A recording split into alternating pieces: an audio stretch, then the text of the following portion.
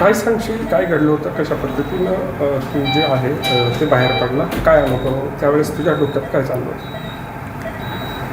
मी ज्यावेळेस दबलेलो होतो, दीड पावणे 2ची वेळ होती, तेव्हापासनं 10:30पर्यंत माझ्या पायावरती ते वजन होतं स्लॅबचं सगळं काही.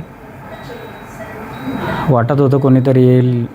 ती टीम आली पण होती, रेस्क्यू टीम आमच्याकडे 7 वाजता.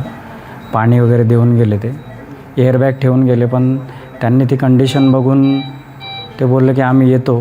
पण ते त्या मदत कार्यास त्यांचं चालू असल्यामुळे त्यांना येणं जमलं नाही, आले नाही. शेवटी फायनली मी वरती गेलो, त्यांना आवाज दिले. माझे 2 जण अडकलेले होते खाली. त्यांना म्हटलं तुम्ही खाली या, त्यांनाही वाचवा.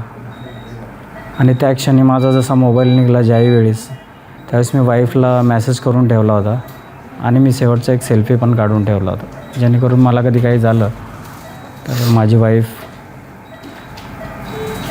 एवढंच, जास्त तर मला इमोशनल जास्त बोलता पण नाही येते आता यावेळेस.